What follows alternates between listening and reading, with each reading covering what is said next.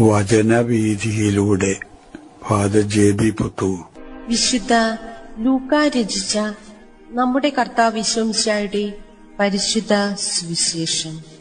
അധ്യായം 8 40 മുതൽ 42 വരെയും 49 മുതൽ 56 വരെയുമുള്ള വാക്യങ്ങൾ.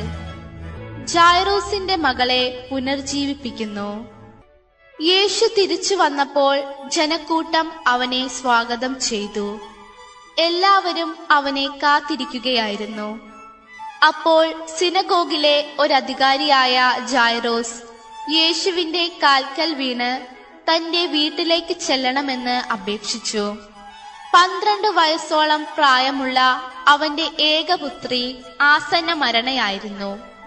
അവൻ സംസാരിച്ചു കൊണ്ടിരിക്കുമ്പോൾ സിനഗോഗ് അധികാരിയുടെ വീട്ടിൽ നിന്ന് ഒരാൾ വന്നു പറഞ്ഞു, നിന്റെ മകൾ മരിച്ചുപോയി, ഗുരുവിനെ ഇനിയും ബുദ്ധിമുട്ടിക്കേണ്ട.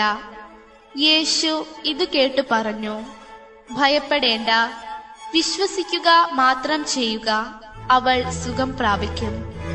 അവൻ വീട്ടിലെത്തിയപ്പോൾ തന്നോടുകൂടി അകത്ത് പ്രവേശിക്കാൻ പത്രോസിനെയും യോഹന്നാനെയും യാക്കോബിനെയും പെൺകുട്ടിയുടെ പിതാവിനെയും മാതാവിനെയും അല്ലാതെ മറ്റാരെയും അനുവദിച്ചില്ല. എല്ലാവരും കരയുകയും അവളെക്കുറിച്ച് വിലപിക്കുകയും ചെയ്തുകൊണ്ടിരുന്നു. അവൻ പറഞ്ഞു, കരയേണ്ട, അവൾ മരിച്ചിട്ടില്ല, ഉറങ്ങുകയാണ്. എന്നാൽ അവൾ മരിച്ചു കഴിഞ്ഞു എന്ന് അറിഞ്ഞിരുന്നതുകൊണ്ട് അവർ അവനെ പരിഹസിച്ചു.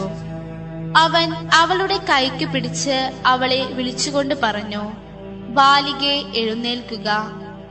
അപ്പോൾ അവളുടെ ജീവൻ തിരിച്ചു വന്നു. ഉടനെ അവൾ എഴുന്നേറ്റിരുന്നു. അവൾക്ക് ആഹാരം കൊടുക്കാൻ അവൻ നിർദ്ദേശിച്ചു. അവളുടെ മാതാപിതാക്കന്മാർ അത്ഭുത സ്തബ്ധരായി. ഈ സംഭവം ആരോടും പറയരുതെന്ന് അവൻ കൽപ്പിച്ചു. പരിഹാസത്തിന് യേശു നൽകിയ മധുരമായ മറുപടി. സിനഗോഗ് അധികാരിയായ ജായിറൂസിന്റെ മകളെ യേശു സുഖപ്പെടുത്തിയ സംഭവം മറ്റ് സമാന്തര സുവിശേഷകന്മാരെല്ലാവരും തന്നെ നമ്മുടെ ശ്രദ്ധയിലേക്ക് കൊണ്ടുവരുന്നുണ്ട് എന്ന് വരികിലും പശ്ചാത്തല വിവരണത്തിലും വിശദാംശങ്ങളെ സംബന്ധിച്ചും ചില വ്യത്യാസങ്ങൾ നാം കാണുന്നത് ഒഴിച്ച് സാരാംശത്തിൽ കാതലായ വ്യത്യാസമില്ലാതെ അത് അവതരിപ്പിക്കപ്പെടുന്നു എന്നുള്ളതാണ് സത്യം. ജായിറൂസ് തന്റെ മകൾ ആസന്ന നിലയിലായി വീട്ടിൽ കിടപ്പിലാണ് എന്ന വസ്തുത യേശുവിനെ അറിയിക്കുകയും യേശു വീട്ടിൽ വന്ന് മകൾക്ക് വേണ്ടി പ്രാർത്ഥിച്ച് മകളെ സുഖപ്പെടുത്താൻ കനിവുണ്ടാകണമെന്ന് അപേക്ഷിക്കുകയും ചെയ്തപ്പോൾ യേശു ഔദാര്യത്തോടു കൂടി തന്നെ അദ്ദേഹത്തിന്റെ കൂടെ അദ്ദേഹത്തിന്റെ ഭവനത്തിലേക്ക് പോവുകയാണ്. പോകുന്ന വഴിക്ക് ജായിറൂസിന്റെ വീട്ടിൽ നിന്ന് ദൂതന്മാർ വഴി യേശുവിനെ അറിയിക്കുന്നു, മകൾ മരിച്ചു കഴിഞ്ഞിരിക്കുന്നു, അതുകൊണ്ട് ഇനി വീട്ടിലേക്ക് വന്ന് ബുദ്ധിമുട്ടണം എന്നില്ല. യേശു അപ്പോൾ അവരോടായിട്ട് പറയുന്നു, ഭയപ്പെടേണ്ടതില്ല, നിങ്ങൾ വിശ്വസിക്കുക എന്ന രീതിയിലാണ് യേശു അവരോടായിട്ട് സംസാരിക്കുന്നത്. ആ സംസാരത്തിന് ശേഷം യേശു വീണ്ടും വീട്ടിലേക്ക് തന്നെ നടക്കുന്നു. വീട്ടിലെത്തിയപ്പോൾ പലരും കരച്ചിലും വിലാപങ്ങളുമായിട്ടുള്ള ഒരു ജനാവലിയാണ് യേശു അവിടെ കാണുന്നത്. വീട്ടിൽ പ്രവേശിച്ച് മകൾ കിടക്കുന്ന റൂമിലേക്ക് തന്റെ ശിഷ്യന്മാരിൽ പത്രോസിനെയും യാക്കോബിനെയും യോഹന്നാനെയും മാത്രം ക്ഷണിക്കുകയും കുട്ടിയുടെ മാതാപിതാക്കന്മാരോടും ഒപ്പം യേശു ആ മുറിയിലേക്ക് കടക്കുന്നു. ആ കുട്ടിയെ നോക്കിയിട്ട് യേശു പറയുന്നു, മകൾ മരിച്ചിട്ടില്ല, നിങ്ങൾ വിശ്വസിക്കുക മാത്രം ചെയ്യുക.